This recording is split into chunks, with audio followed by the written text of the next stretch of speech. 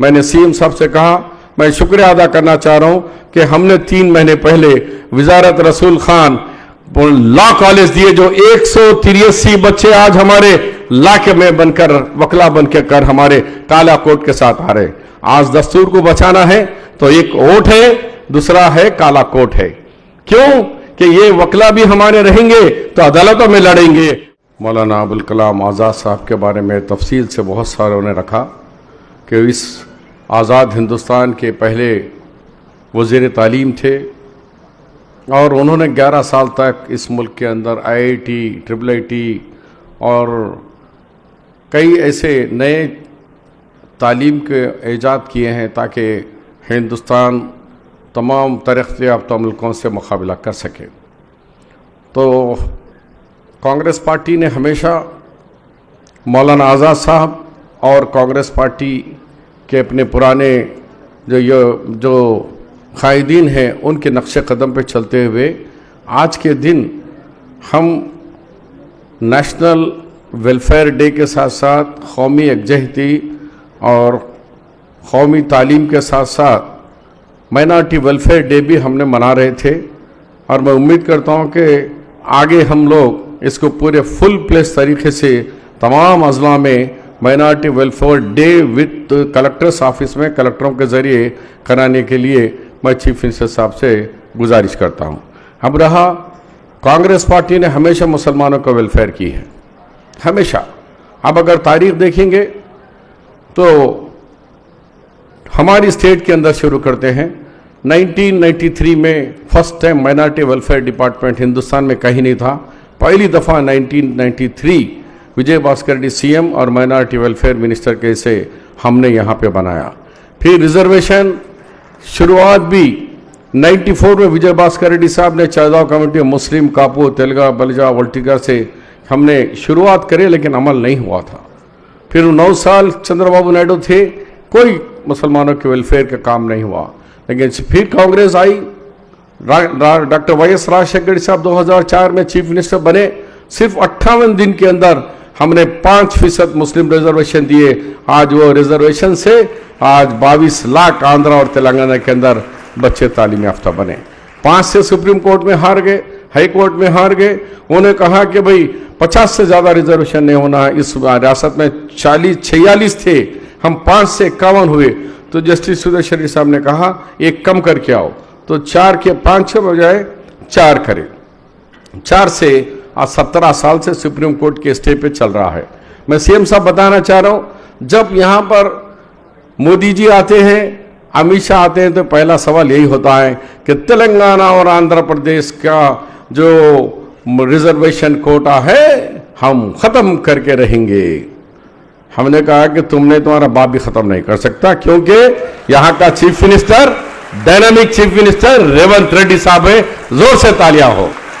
जब तक यहां कांग्रेस की सरकार और रेवंत रेड्डी साहब है, ना मोदी जी, ना तुम्हारा चलता, ना अमित शाह, ना आपका चलेगा हमारी सरकार का, कांग्रेस की सरकार का और रेवंत रेड्डी जी का चलेगा। इसलिए मैं आपको तय खून दे रहा हूं, ये रिजर्वेशन जारी रहेगा और भी जितने वेलफेयर है करेंगे।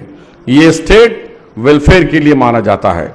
CM साहब ने जब अभी फहीम साहब ने कहा हमारा बजट जैसे ही आया हमने 4000 रुपये माइनॉरिटी सब प्लान के लिए करे, लेकिन KCR ने चिप्पा खजाना खाली रख के चले गए।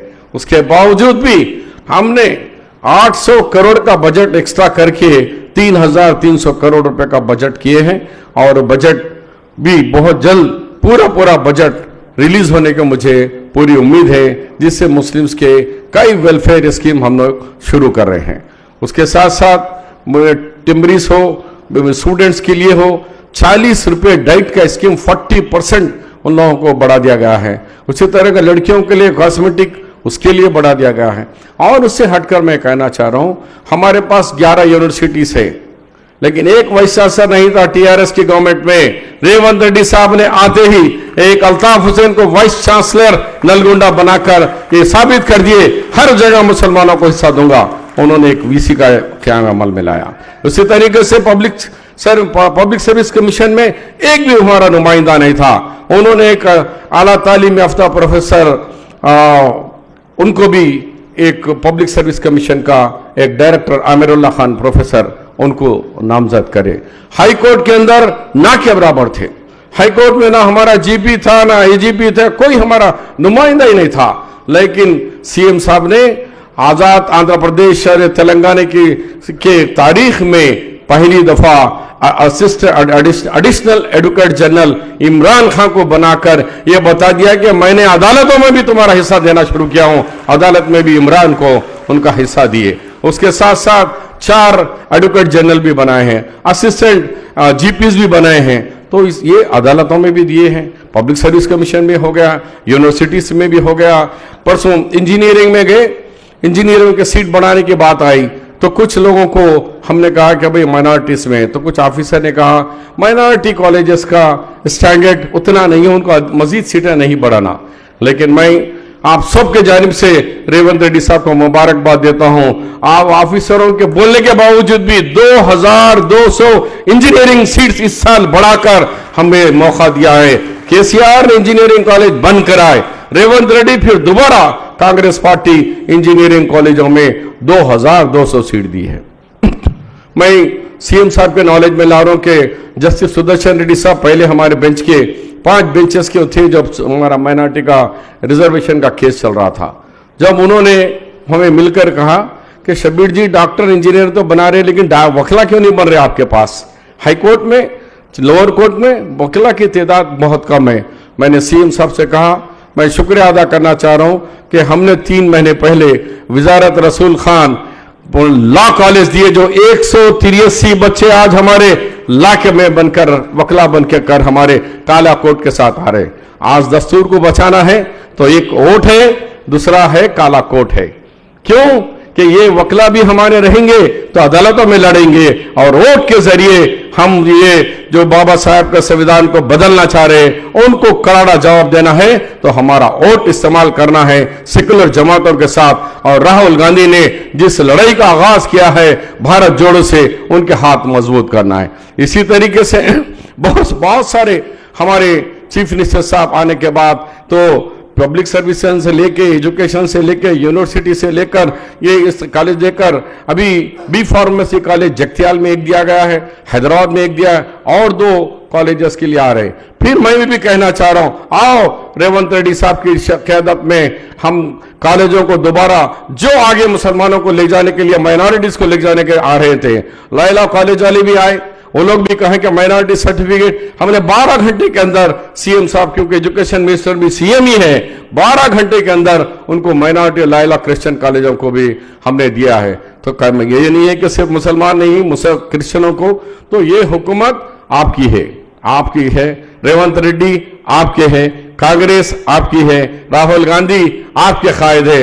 अब हम सब मिलकर राहुल गांधी के, कांग्रेस के, रेवंत रेड्डी के हाथ मजबूत करें। और जो उर्दू टीचरों के बारे में कहा गया है ये काफी ये है कि भाई हम और एक भी बात बताऊं कि 100% 11,000 डिस्ट्रिक्ट सिलेक्शन कमेटी के जरिए आप टीचरों का इंतखाब हुआ, तो हमारे 4% में हमको कितने आना? 4,400 से 400 बच्चे या 440 बच्चे आना। लेकिन आए कितने? 726 हमारे टीचर्स में, तो मुख्तलिफ तेलुगु इनको कोई भी मीडियम में हो आए, तो परसेंटेज कितना आया? 7.2। हमारा रिजर्वेशन 4, बाकी के 3 कैसे आए? मेरिट से आए। तो ये बताना चाह रहा हूं कि 17 साल पहले कांग्रेस ने जो दिया चराग जलाए थे, आज मेरिट में भी हमारे बच्चे हर जगह आना शुरू हो गए।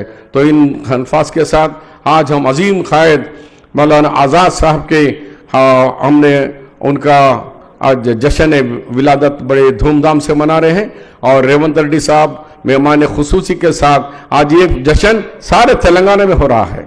ऐसा नहीं है केसीआर 11, 9, 10 साल हमारे अजीम कायद मौलाना अबुल कलाम आजाद को भूल गए, लेकिन रेवंत रेड्डी साहब पहले साल ही आज आकर हमारे में बीच में बैठकर उनको जो खराज अकीदत पेश कर रहे हैं कि वाह मौलाना अपनी जिंदगी में कितने साल जेल में गुजारा और उन्होंने कितने साल इस मुल्क की आज़ादी के लिए लड़े, उसका आज हम उनके खराज अकीदत के लिए हम जमा हुए हैं। और मैं ज़्यादा वक्त लिए बगैर यही कहता हूँ कि आओ हम सब मिलकर इस, और साथ ही साथ अभी जात पात का जो सेंसस हो रहा है उसमें भी लोगों को बरगला ले, अरे तुम्हारे ये एनआरसी है, ये फलाना है ना, एनआरसी है ना कुछ है। आज बैकवर्ड क्लास बीसीई में रहने से आज लास्ट टाइम 221 आपके सरपंचेस बने। हैदराबाद के अंदर 28 कारपोरेटर बीसीई ग्रुप के अंदर 28 कारपोरेटर्स आपके लोग बने हैं। तो इसके साथ साथ 2 एमआईएम के बने होंगे, लेकिन बने तो मुसलमान।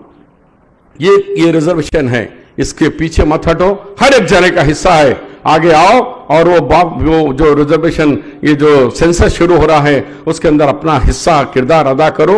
उनके व्हाट्सएप में डाल रहे ये होता कहते वो होता कहते, कुछ भी नहीं होता। यही होता आपके भलाई के लिए ये हुकूमत है, ये चीफ मिनिस्टर है। खुदा हाफिज, जय हिंद।